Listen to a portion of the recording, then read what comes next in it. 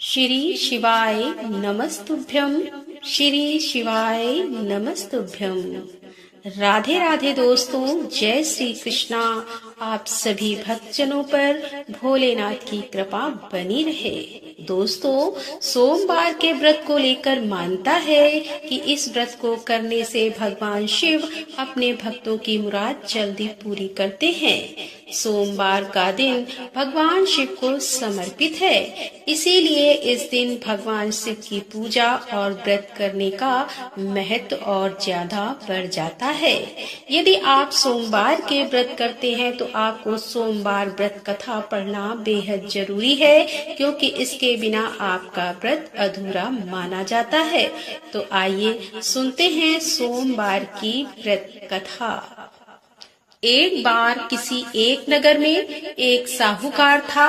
उसके घर में धन की कोई कमी नहीं थी, लेकिन कोई संतान न होने के कारण वह बहुत दुखी था। संतान प्राप्ति के लिए वह हर सोमवार को व्रत रखता था और पूरी श्रद्धा के साथ शिव मंदिर जाकर भगवान शिव और माता पार्वती की पूजा करता था। उसकी भक्ति देखकर एक दिन माँ पार्वती प्रसन्न होकर भगवान शिव से साहूकार की मनोकामना पूर्ण करने का निवेदन किया। पार्वती जी के आग्रह पर भगवान शिव ने कहा कि हे पार्वती, इस संसार में हर प्राणी को उसके कर्मों का फल मिलता है और जिसके भाग्य में जो हो उसे भोगना ही पड़ता है। लेकिन पार्वती जी ने साहूकार की भक्ति देखकर उसकी मनोकामना पूर्ण करने की इच्छा व्यक्त की। माता पार्वती के आग्रह पर शिव जी ने साहूकार को पुत्र प्राप्ति का वरदान तो दे दिया, लेकिन उन्होंने बताया कि यह बालक 12 वर्ष तक ही जीवित रहेगा। माता पार्वती और भगवान शिव की बातचीत को साहूकार सुन रहा था, इसीलिए उसे ना तो इस बात की खुशी थी और ना ही दुख था। वह पहले की भांति शिव जी की पूजा करता रहा। कुछ समय के बाद साहूकार की पत्नी ने एक पुत्र को जन्म दिया। जब वह बालक 11 वर्ष का हुआ तो उसे पढ़ने के लिए काशी भेज दिया गया। साहूकार ने पुत्र के मामा को बुलाकर उसे बहुत सारा धन देते हुए कहा कि तुम इस बालक को काशी विद्या प्राप्ति के लिए ले जाओ। तुम लोग रास्ते में यज्ञ कराते जाना और ब्राह्मणों को भोजन दक्षिणा देते हुए जाना। दोनों मामा भांजे इसी तरह यज्ञ कराते और ब्राह्मणों को दान दक्षिणा देते काशी नगरी निकल पड़ी।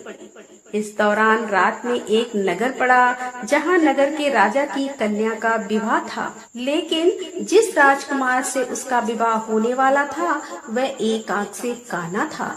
राजकुमार के पिता ने अपने पुत्र के काना होने की बात को छुपाने के लिए सोचा, क्योंकि ना उसने साहूकार के पुत्र को दूल्हा बनाकर राजकुमारी से विवाह करा दूं, विवाह के बाद इसको धन देकर विदा कर दूंगा और राजकुमारी को अपने नगर ले जाऊंगा।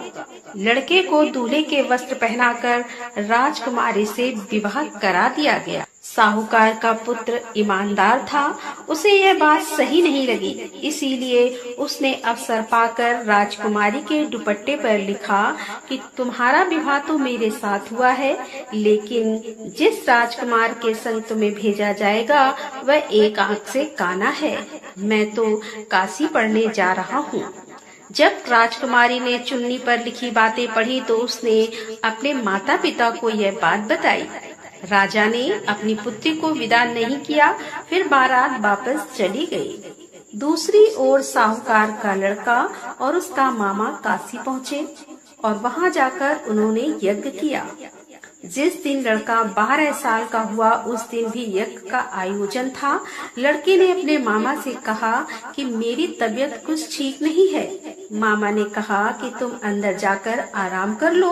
शिव जी के वरदान के अनुसार कुछ ही देर में उस बालक के प्राण निकल गए।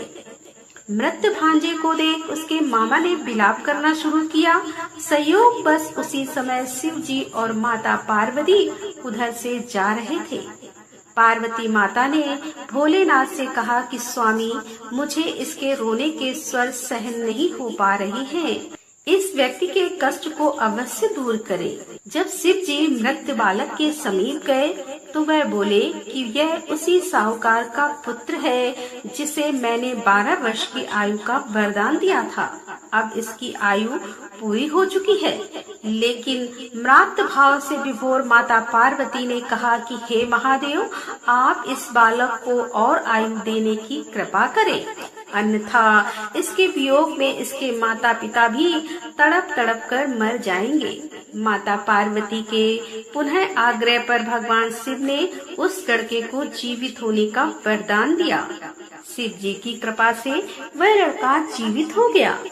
शिक्षा पूरी करके लड़का मामा के साथ अपने नगर की ओर वापस चल दिया। दोनों चलते हुए उसी नगर में पहुँचे जहाँ उसका विवाह हुआ था।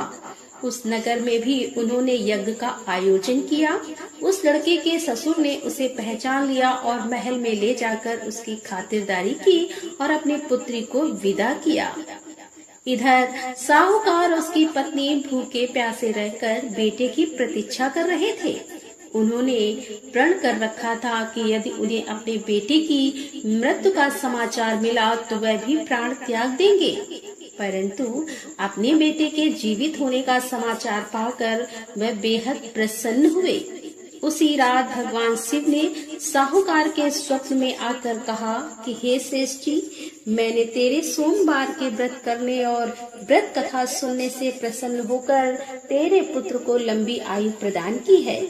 इसी प्रकार जो कोई सोमवार व्रत करता है या कथा सुनता है और पढ़ता है, उसके सभी दुख दूर होते हैं और सभी मनोकामनाएं पूरी होती हैं। तो बोलो शंकर भगवान की जय, बोलो माता पार्वती की जय। तो दोस्तों, कैसी लगी आज की ये कथा? यदि कथा पसंद आई हो तो वीडियो को लाइक करें, दोस्तों के साथ शेयर करें और हमारे चैनल पर पहली बार आ रहे हैं और अभी तक आपने हमारे चैनल को सब्सक्राइब नहीं किया है तो कृपया हमारे चैनल को सब्सक्राइब कर लें। मिलते हैं अगले वीडियो के साथ। तब तक के लिए राधे राधे, जय श्री कृष्णा, हर हर महादेव, जय भोलेनाथ की।